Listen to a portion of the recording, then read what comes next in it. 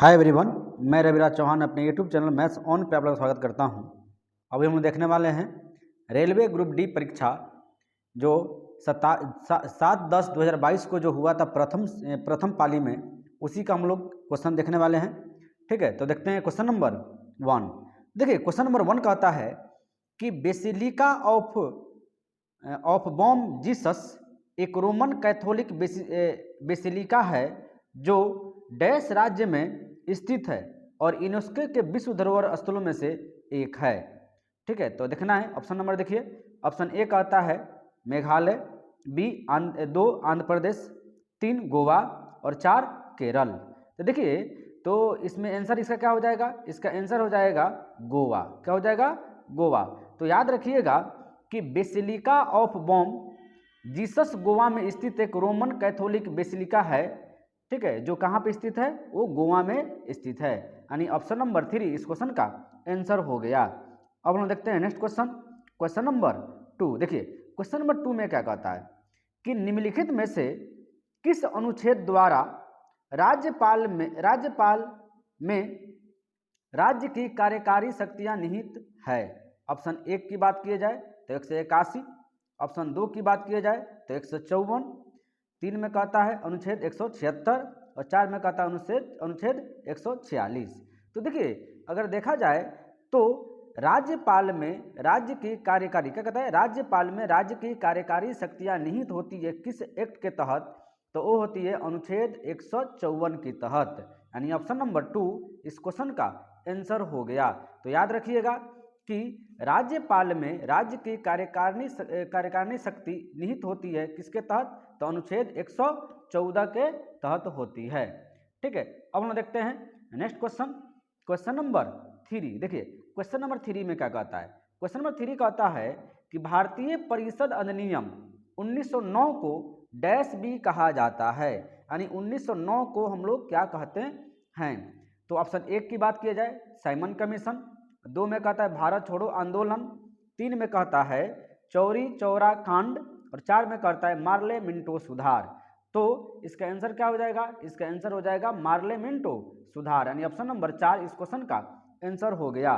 तो याद रखिएगा कि भारतीय परिषद अधिनियम 1909 को हम लोग मार्ले मिंटो सुधार के नाम से जानते हैं।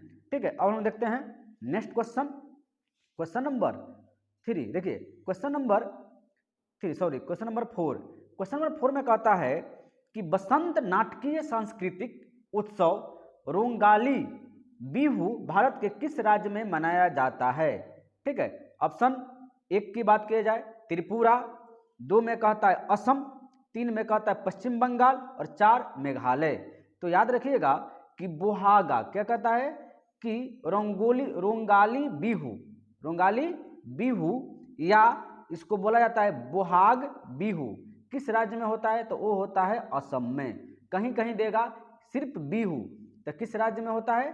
तो असम में। यानी ऑप्शन नंबर 2 इस क्वेश्चन का आंसर हो गया। अब हम लोग देखते हैं नेक्स्ट क्वेश्चन, क्वेश्चन नंबर 5। देखिए क्वेश्चन नंबर 5 में क्या कहता है कि निम्न में से कौन सा वन संसाधनों के सतत प्रबंधन का कारण हो सकता है? ऑप्शन 1 की बात की जाए वनों की वृद्धि दर के आधार पर लकड़ी की उपज को समायोजित करना, 2 में कहता है वनों को मनुष्यों और उसके पशुधन की पहुंच सीमा से बाहर करना, 3 में कहता है कि वनों को उत्काष्ठन से बचाने के लिए सफारी पर्यटकों के धन का उपयोग करना, 4 में कहता है पेड़ों के विकास को बढ़ाने के लिए उर्वरकों और वृद्धि कारकों का प्रयोग करना। तो देखिए क्वेश्चन क्या कर रहा था? क्वेश्चन कहता है निम्न में से कौन सा वन संसाधनों के सतत प्रबंध का कारण हो सकता है? तो वो हो सकता है क्या चीज जी? तो वो उससे होगा कि वनों की वृद्धि दर के आधार पर लकड़ी की उपज को समायोजित करना। यानी ऑप्शन नंबर 1 इस क्वेश्चन का आंसर हो गया। तो याद रखिएगा कि वनों का सतत प्रबंधन वनों की देखभाल और प्रबंधन के बारे में है ताकि प्राकृतिक संसाधनों जैसे लकड़ी, स्वच्छ जल उपलब्ध कराया जा सके। अब हम देखते हैं नेक्स्ट क्वेश्चन, क्वेश्चन नंबर कहता है क्वेश्चन नंबर 7। देखिए क्वेश्चन नंबर 7 में क्या कहता है? देखिए क्वेश्चन नंबर 6 क्या था? करंट अफेयर था, जो करंट अफेयर अभी 2022 का करंट अफेयर देखने से कोई फायदा है नहीं है, इसलिए हम लोग वही क्वेश्चन देखेंगे जो करंट अफेयर के अलावा जो पूछा गया है, वही क्वेश्चन हम लोग देखने वाले हैं।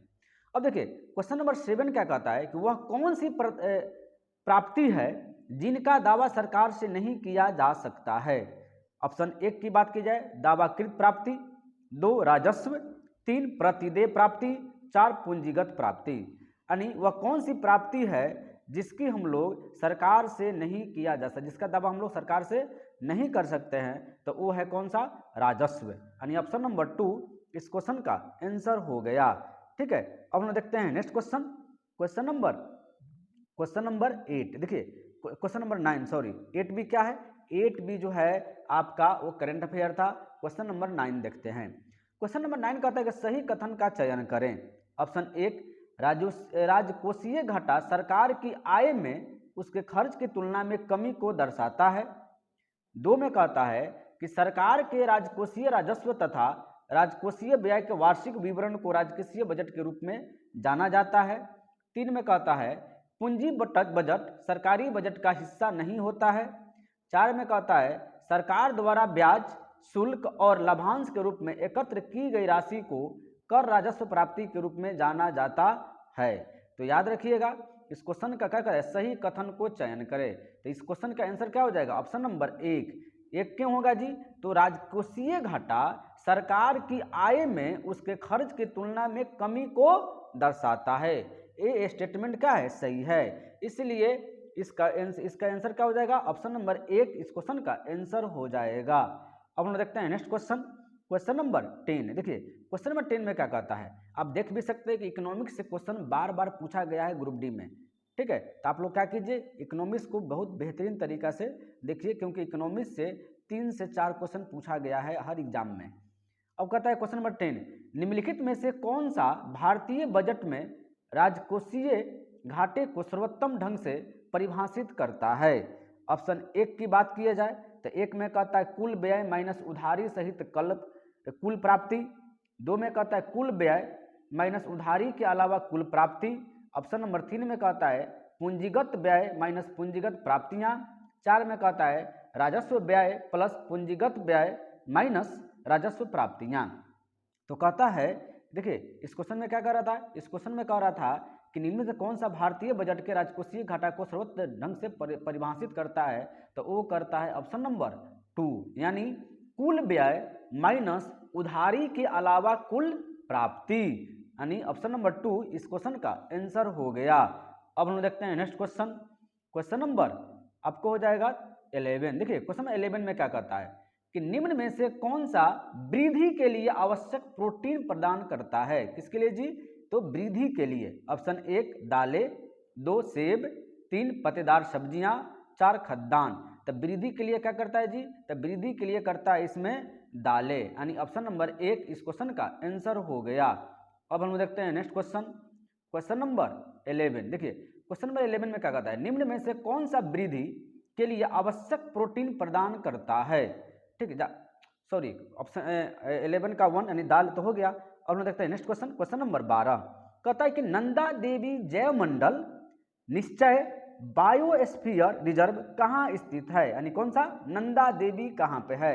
ऑप्शन की बात किया जाए, ऑप्शन नंबर 1 में कहता है हिमाचल प्रदेश, 2 में उत्तराखंड, 3 में सिक्किम और 4 में लद्दाख। तो देखिए नंदा देवी जैव मंडल जो स्थित है वो है कहाँ पे, उत्तराखंड में, यानी ऑप्शन नंबर 2 इस क्वेश्चन का आंसर हो गया।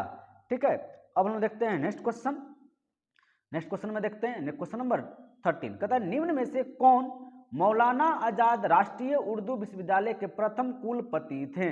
ऑप्शन की बात की जाए तो ऑप्शन नंबर 1 में कहता है प्रोफेसर मोहम्मद शमीम जयराजपुरी, 2 में कहता है डॉक्टर मोहम्मद असलम परवेज, 3 में कहता है प्रोफेसर अब्दुल जलील खान एम पठान, 4 में कहता है प्रोफेसर मोहम्मद मियाँ। तो याद रखिएगा निम्न में से कौन मौलाना आजाद राष्ट्रीय उर्दू विश्वविद्यालय के प्रथम कुलपति थे, तो वो कुलपति थे कौन थे, प्रोफेसर मोहम्मद शमीम जयराजपुरी, यानी ऑप्शन नंबर 1 इस क्वेश्चन का आंसर हो गया। अब हम देखते हैं नेक्स्ट क्वेश्चन, क्वेश्चन नंबर 14। देखिए क्वेश्चन नंबर 14 में क्या कहता है कि संविधान का निम्न में से कौन सा अधिनियम शहरी स्थानीय निकायों की संरचना और जनादेश के लिए एक सामान्य अवसंरचना प्रदान करता है ताकि वे स्थानीय स्वशासन की प्रभावी लोकतांत्रिक इकाइयों के रूप में कार्य कर सके। ठीक है, ऑप्शन 1 की बात की जाए, चौथा संशोधन अधिनियम 1956, 2 में कहता है 74 यानी 74वां संविधान संशोधन 1992, 3 में कहता है 10वां संविधान संशोधन अधिनियम 1966 और 4 में कहता है कि 70वां संशोधन अधिनियम 1990 यानी 1990। तो देखिए अगर देखा जाए कि इसमें कह रहा है क्या चीज़ की नगर पालिका नहीं, कह रहा है कि शहरी यानी शहरी स्थानीय निकायों की जो संरचना है वह किसमें किया गया था, तो वो किया गया था यानी नगर निगम को किया गया था किसमें, 74वां संविधान संशोधन अधिनियम 1992 को किया गया था। यानी ऑप्शन नंबर 2 इस क्वेश्चन का आंसर हो जाएगा। याद भी रखिएगा ये प्रभाव में कब आया था जी, तो ये प्रभाव में आया था 1 जून 1993 को लागू हुआ था। देखिए 1992 को तो अधिनियम बन गया लेकिन इसको लागू कब से किया गया, तो 1 जून 1993 को लागू कर दिया गया। अब हम देखते हैं नेक्स्ट क्वेश्चन, क्वेश्चन नंबर 16 कहता है निम्नलिखित में से कौन सी योजना या पहल युवा कार्यक्रम एवं खेल मंत्रालय द्वारा संचालित नहीं है। ऑप्शन 1 की बात की जाए, राष्ट्रीय खेल विकास कोष, 2 में कहता है श्यामा प्रसाद मुखर्जी राष्ट्रीय खेल कल्याण कोष, 3 में कहता है खेलो इंडिया योजना, 4 में कहता है राष्ट्रीय खेल पुरस्कार। ठीक है, तो देखिए अगर इसकी आंसर की बात किया जाए कि कह रहा है कि निम्नलिखित में से कौन सी योजना या पहल युवा कार्यक्रम एवं खेल मंत्रालय द्वारा संचालित नहीं है, तो वो नहीं है कौन सा, श्यामा प्रसाद मुखर्जी राष्ट्रीय खेल कल्याण कोष। यानी ऑप्शन नंबर 2 इस क्वेश्चन का आंसर हो जाएगा। ठीक है, अब हम देखते हैं नेक्स्ट क्वेश्चन, क्वेश्चन नंबर हो जाएगा आपका 17। कहता है कि आर्टिफिशियल इंटेलिजेंस के लिए उत्कृष्टता केंद्र किस संगठन की एक पहल है। ऑप्शन की बात किया जाए, ऑप्शन नंबर 1 में कहता है भारतीय अंतरिक्ष अनुसंधान संगठन, 2 में कहता है इन्फ्लीबनेट, 3 में कहता है राष्ट्रीय सूचना विज्ञान केंद्र और 4 में कहता है भारतीय विज्ञान संस्थान।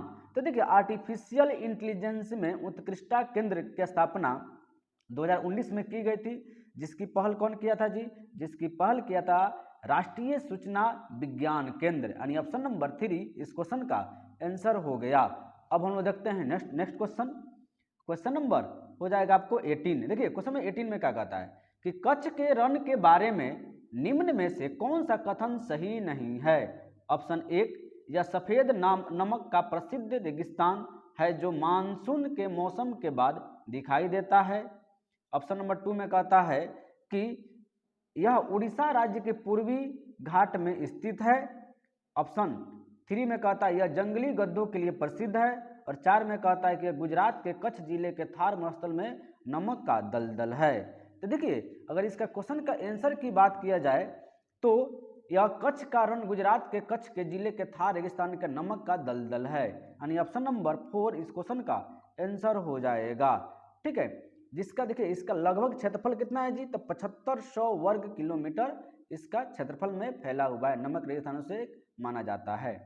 अब हम देखते हैं नेक्स्ट क्वेश्चन, क्वेश्चन नंबर हो जाएगा 19। देखिए क्वेश्चन नंबर 19 में क्या कहता है कि क्वेश्चन नंबर 19 कि किस मंत्रालय ने 11 से 14 क्या करा है, 11 से 14 वर्ष की आयु वर्ग की स्कूल छोड़ चुकी किशोरियों के स्कूलों में पुनः नामांकन के लिए 7 मार्च 2022 को कन्या शिक्षा प्रवेश उत्सव नामक एक विशेष अभियान शुरू किया गया था। यानी कौन सा चालू किया था इसको।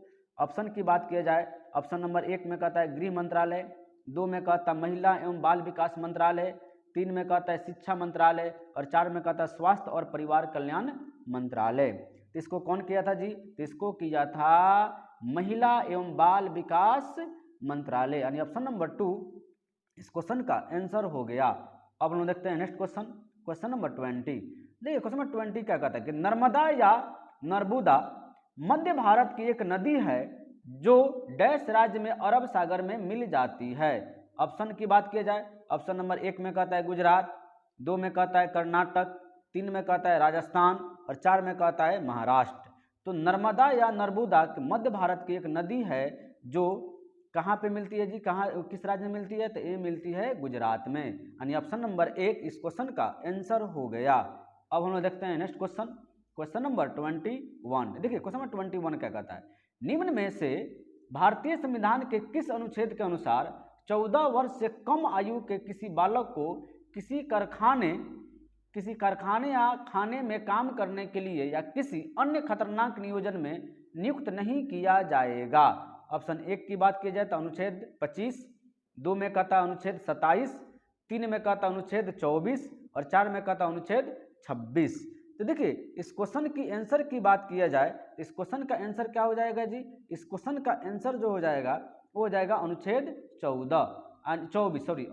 24, यानी ऑप्शन नंबर 3 इस क्वेश्चन का आंसर हो जाएगा। तो याद रखिएगा भारतीय संविधान के अनुच्छेद 24 में कारखानों आदि में बच्चों के रोजगार पर रोक लगाने का प्रावधान है, किसमें, अनुच्छेद 24 में, यानी ऑप्शन नंबर 3 इस क्वेश्चन का आंसर हो गया। अब हम देखते हैं नेक्स्ट क्वेश्चन, क्वेश्चन नंबर 22। देखिए क्वेश्चन नंबर 22 क्या कहता है कि मौलिक कर्तव्यों को भारतीय संविधान में किस संशोधन द्वारा जोड़ा गया था। ऑप्शन 1 की बात किया जाए तो 41वें संविधान संशोधन, 2 में कहता है 40वें संविधान संशोधन, 3 में कहता है 43वें यानी 43वें संविधान संशोधन और 4 में कहता है 42वें संविधान संशोधन। तो मौलिक कर्तव्य को भारतीय संविधान के किस संविधान द्वारा जोड़ा गया था, 42वें संविधान संशोधन के द्वारा जोड़ा गया था, जो कि 1976 में संशोधन हुआ था। किसके सिफारिश पे हुआ था, 42वें संविधान संशोधन, तो ये हुआ था स्वर्ण सिंह समिति के सिफारिश पर हुआ था। ठीक है, यानी ऑप्शन नंबर 4 इस क्वेश्चन का आंसर हो गया। अब हम देखते हैं नेक्स्ट क्वेश्चन, सॉरी इतना ही, यानी इस डेट को जो एग्जाम हुआ था रेलवे ग्रुप डी परीक्षा 7/10/2022 को जो इस प्रथम पाली में एग्जाम हुआ था, इतना ही समान अध्ययन के क्वेश्चन थे। अब हम लोग इसको क्या करेंगे, इसी सीरीज को हम लोग कंटिन्यू करते जाना, यानी रेलवे ग्रुप डी में जो भी क्वेश्चन जो भी एग्जाम हो चुके हैं उसको हम लोग कहेंगे सीटिंग बाय सीटिंग, उसको डेट वाइज हम लेकर के आएंगे और आपको प्रीवियस ईयर का क्वेश्चन टोटल के टोटल कंप्लीट करवाएंगे। देखिए रेलवे के लिए मैंने आप लोगों के लिए रीजनिंग, मैथमेटिक्स और जीव विज्ञान और फिजिक्स यानी भौतिकी विज्ञान, ये सब के सब हमने पार्ट बाय पार्ट यानी चैप्टर बाय चैप्टर और टॉपिक वाइज मैंने टोटल वीडियो मैंने डाल दिया है, जिसको आप एक बार अवश्य देखें, जिससे क्या होगा कि आपका एग्जाम में क्वेश्चन एक भी नहीं छूटेगा। क्योंकि मैंने वही क्वेश्चन डाला है जो बार बार एग्जाम में पूछा जाता है, वो भी चैप्टर वाइज भी डाला है और सब्जेक्ट वाइज भी डाला है, टॉपिक वाइज भी डाला है। इससे क्या होगा कि आपको बेहतरीन तैयारी होगी। अगर मेरी वीडियो का कंटेंट आपको अच्छा लग रहा है तो लाइक कीजिए, कमेंट कीजिए, सब्सक्राइब कीजिए और वीडियो को शेयर जरूर से जरूर कीजिए। Thank you.